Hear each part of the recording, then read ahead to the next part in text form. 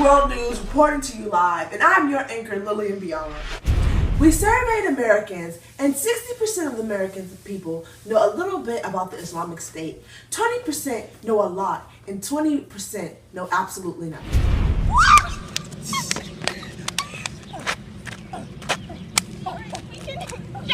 Excuse me!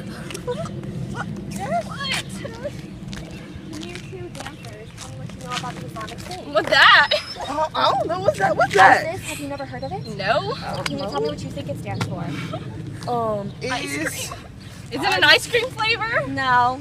ISIS. What does it stand for? Is serious.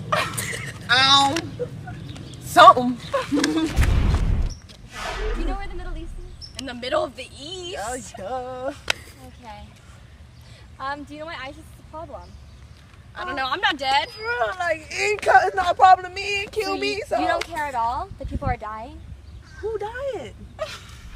We asked Americans about how to contain the Islamic State, and 7 out of 9 people said we need more government involvement.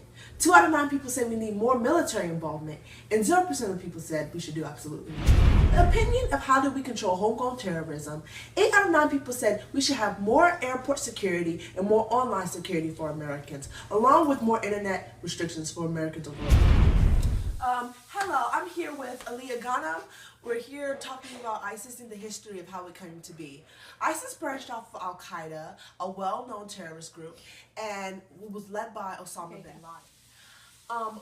Osama bin Laden was killed by American military in 2010, and ISIS branched off of Al-Qaeda because it became weak and they felt that Al-Qaeda was not doing enough. So they're basically Al-Qaeda but extremists.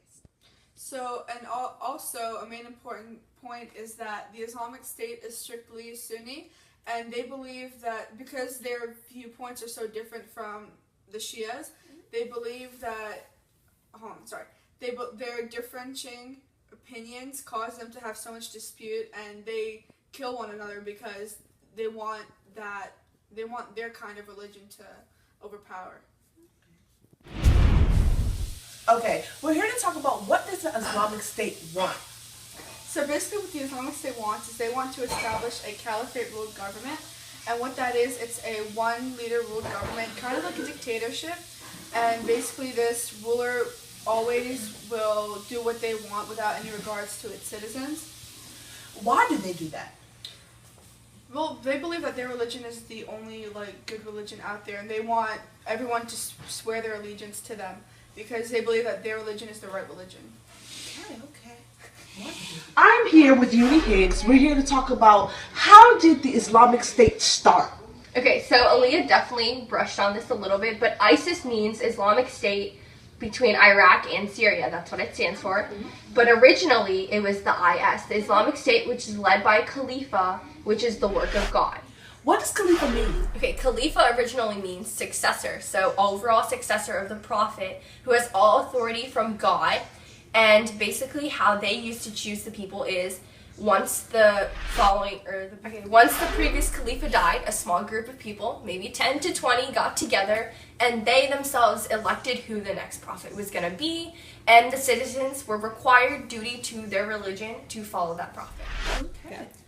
Abu Bakr al-Baghdadi announced the Islamic State in 2014 and the reemergence of the Islamic State, and he announced himself as the new caliphate.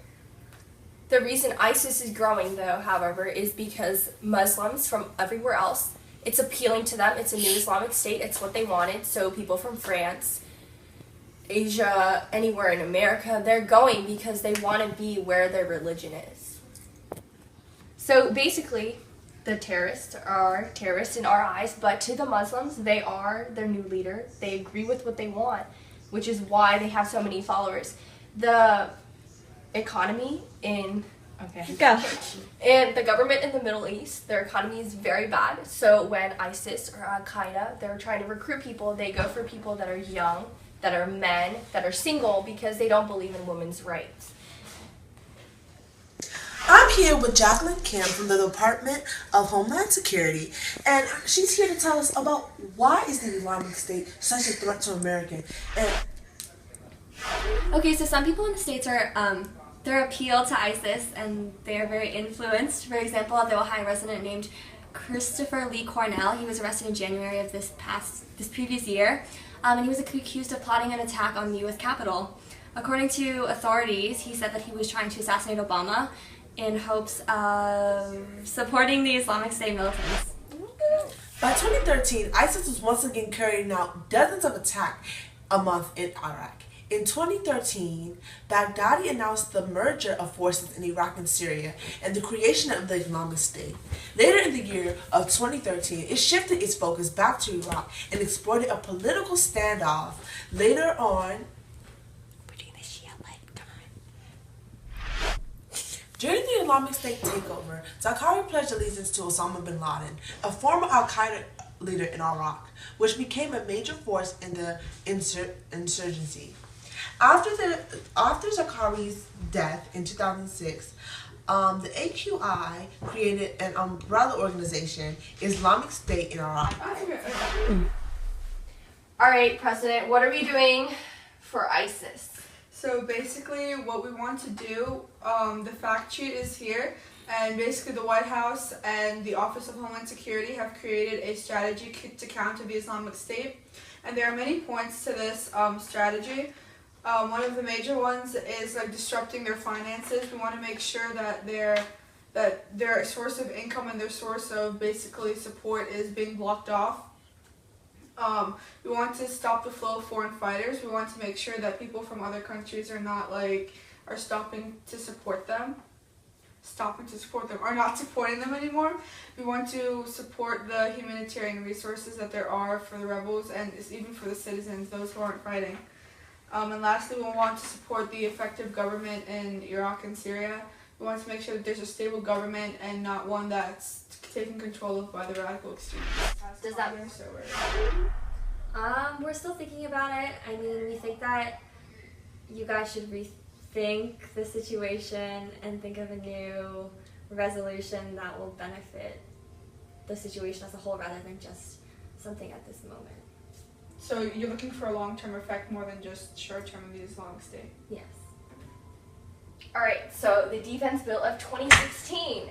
It's 2015, but we're still amending for next year. We want more money to equip Syria, so we're not just sending the money off and hoping that they do something good with it. And we want to support the Iraqi government and send more money to militias. Yes, I mean, we've made it clear in Iraq that we're supporting the rebel militia, just not the Islamic State themselves. We want to make sure that, like I said before, everyone is ready. But how do we know that this money is going to be spent in? We can effectively control what's going on. Like, we can control things from our side, make sure it's getting to them properly. Alright, I guess Congress has to vote on this one. The first point of Obama's strategy is to support effective governance in Iraq. A new Iraqi government was officially sworn in on September 8, and Obama promises to support its efforts in peacefully governing the Iraqi citizens. This is your host, Lilianne Biama, signing off, and thank you for watching World News.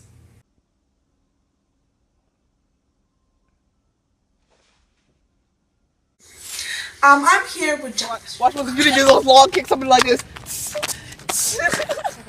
Okay. Should we give you something? We do it again. I'm not gonna